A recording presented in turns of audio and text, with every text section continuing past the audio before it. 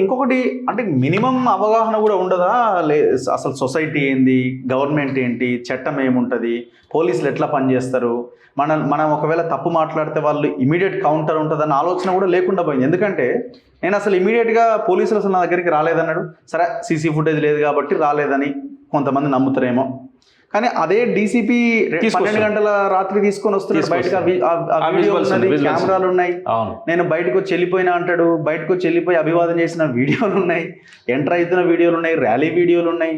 వాళ్ళు మొత్తం పోలీసులంతా ప్రొజెక్ట్ చేసి పెట్టేసారు ముందు. నాకు తెలిసి ఈ మినిమం ఇది మనందరికి ఉంటది కదా, అందరూ ఇప్పుడు అబద్ధం మాట్లాడినాడు ఉంటుందిరా భయ్, ఏదైనా రికార్డు ఉంటుంది కదా, ఏది మాట్లాడిన ఇప్పుడు ఆయన హాల్లో మాట్లాడిన ఆ టైంకి రాలేదు, వీళ్ళకి అవగాహన కూడా కనీసం లోపించింది అంటున్నా. అది ఎందుకంటే ఆ వ్యక్తిత్వ నిర్మాణంలోనే అది ఉండాలి.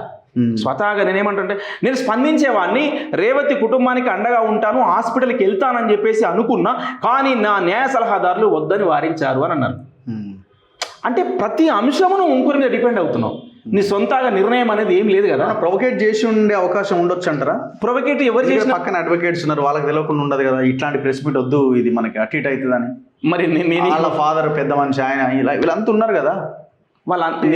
అదే ఇప్పుడు ఈయన నిజ జీవితంలో కూడా యాక్టర్ లెక్కనే ఉన్నాడు ఆయన, ఆస్కారే నిజ జీవితంలో. ఎందుకంటే ఆయన రాసిచ్చిండు, చదవాలన్నట్టుగానే పెట్టుకొని చదువుతా ఉన్నాడు.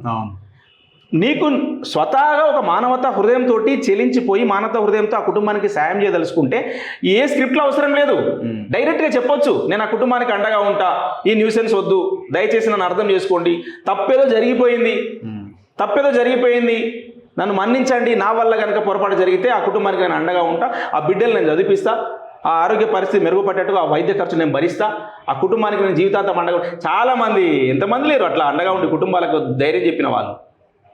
అట్లా ఆ పరిస్థితి అల్లు అర్జున్ గారిలో లేకపోవడం అనేది విచారకరం.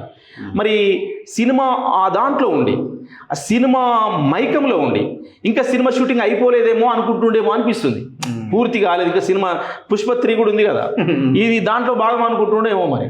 ఎందుకంటే పుష్ప 2 అయిపోయింది, పుష్ప 3 దాంట్లో కూడా నటించాలి కదా, ఆయన డైలాగ్ ఇస్తాడు, ఇది నటించాలా, ఇది యాక్టింగ్ చేయాలా, ఇలా అన్ని పాత్రలా కూర్చున్నాయి. ప్రెస్ మీట్ పాత్ర అనేది కూడా ఒక పాత్ర.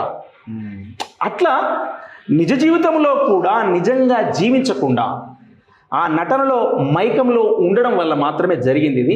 నేను అనుకుంటున్నా వాళ్ళని స్క్రిప్ట్ రాసిస్తే స్వతహాగా తనకు కూడా ఒక ఆలోచన ఉండాలి కదా, అరే ఇది చదివితే ఏం పొరపాటు జరుగుతుంది, నాకు ఎందుకు నాయన, నేను తప్పు పొరపాటు ఏదో జరిగింది నా వల్ల అని వ్యక్తిగతంగా ఒప్పుకుంటున్నా ఏమో నాకు తెలియదు. ఆ రాసిచ్చిన ఆయన ఎవరో, మరి ఆయన ఎందుకు చదివిండో, ఎందుకు ప్రెస్ మీట్ ఉండో కూడా అర్థం కావట్లేదు. అంటే అసెంబ్లీలో ముఖ్యమంత్రి గారు ఆ మాటలు మాట్లాడే ఏమైంది, కాలిరినాయా, చెగిలిరినాయా, ఏమన్నా కిడ్నీ ఏమైంది, కిడ్నీలు పోయినాయా, ఏం కన్నుకు దెబ్బలిందా, కాలు దెబ్బలిందా అని చెప్పేసి అన్నాడు కదా.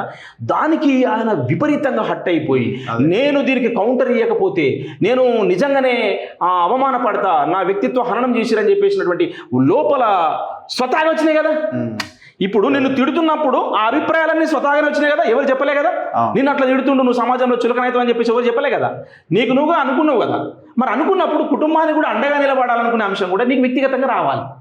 అది రాకపోవడం అనేది విచారకరము. స్టార్డమ్లో మేము ఈ చిత్రాలు, పెద్ద పెద్ద చిత్రాలు తీస్తున్నాం, కోట్ల రూపాయలు వెచ్చిస్తున్నాం, కోట్ల అది రెమ్యూనరేషన్ తీసుకుంటున్నాం అనేది పెద్ద హీరోలు, పెద్ద పాత్ర అనేదాన్ని ఒక వ్యక్తిత్వ కులమానంతో చూస్తే ఆ పెద్ద పాత్ర 0 పాత్రగా అయిపోయింది.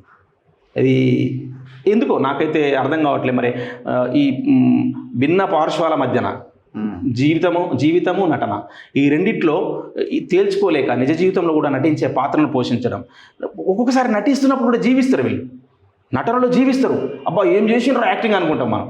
మరి నిజ జీవితంలో కూడా నటిస్తే ఎట్లా, నిజ జీవితంలో జీవించాలి. అండ్ ఇంకొక విషయం ఏంటంటే, ఇప్పుడు హీరోలంతా వచ్చి ఆయన పరామర్శించారు ఆ టైంలో.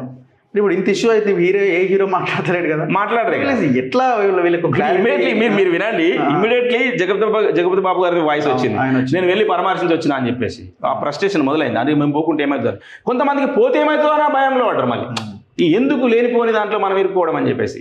ఇప్పుడు సినిమా హీరోలు బాధ్యతాయుతంగా వ్యవహరించాలి. ఈ సమాజంలో నిజంగానే ఈ ప్రజల మీదనే కదా, ఈ ప్రజలు సినిమా చూడడం వల్లనే, ఈ అభిమానులు ఆదరించడం వల్లనే మా సినిమాలు సక్సెస్ అయ్యి మేము హీరోలమైనము, మాకు డబ్బులు వచ్చినాయి, మాకు ఆ వ్యక్తిగత ఆస్తులు పెరిగినాయని చెప్పి చెప్పుకుంటారు కదా వీళ్ళే. మరి ఆ ప్రజలలో ఒక వ్యక్తి చనిపోతే ఆ కుటుంబానికి అండగా నిలబడాలన్న సోయి ఎందుకు ఉండదా అంటున్న వీళ్ళకు.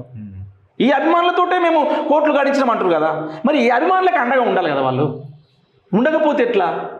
ఈ ఈ ఈ ఈ- ఈ అంశాలని అల్లు అర్జున్ గారే కాదు, మిగతా సినిమా రంగంలో ఉన్నటువంటి ముఖ్యమైన హీరోలు కానీ, ముఖ్యమైన డైరెక్టర్లు కానీ, నిర్మాతలు కానీ ఆలోచించాల్సిన అంశం.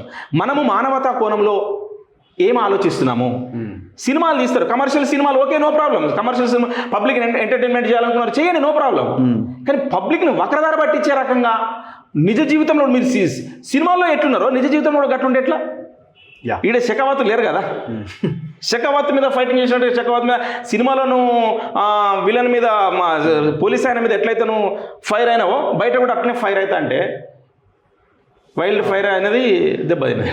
సో నేనేమంటానా రఘు గారు, సినిమా హీరోలు అల్లు అర్జున్తో సహా మిగతా ఆయనకు మద్దతు పలికినటువంటి పరామర్శించడానికి వచ్చిన సినిమా హీరోలు కూడా మానవతా దృక్పథంతో ఆలోచించాలా. రేవతి ఒక సామాన్యమైనటువంటి పేద కుటుంబంలో ఉన్న బిడ్డ, నీ సినిమా చూడడానికి వచ్చిన బిడ్డ, తొక్కిసలాటలో చనిపోయిన బిడ్డ, ఆ కుటుంబంలో ఒక 9 నెలల బాబు ఎలా సావు బతుకుల్లో కుట్టుమిట్టాడుతున్నటువంటి కుటుంబము, ఆ కుటుంబానికి అండగా నిలబడాలన్నటువంటి ఆలోచన కూడా ఉండాలి కదా. యా. ఆ మానవతా దృక్పథంతో ఉండాలి. మీరు సినిమాలు తీయండి, పైసలు సంపాదించుకోండి, ఈ ప్రజలతోటే మీరు సొమ్ములు చేసుకునేది. కానీ ఆ ప్రజలలో, ఆ అభిమానులలో ఎవరికైనా ఇబ్బంది జరిగినప్పుడు అండగా ఉండే మానవతా దృక్పథాన్ని, ఆ మానవత్వాన్ని చంపుకొని బతకకండి అని చెప్పేసి నేను విజ్ఞప్తి చేస్తాను. ఎనివే, థ్యాంక్ యూ అన్న, థ్యాంక్ యూ వెరీ మచ్. ఇది దరు వెల్లన్న గారితో ఇంటర్వ్యూ అల్లు అర్జున్ ఇష్యూ మీద. చూస్తూనే ఉండండి మన తొలి వెలుగు.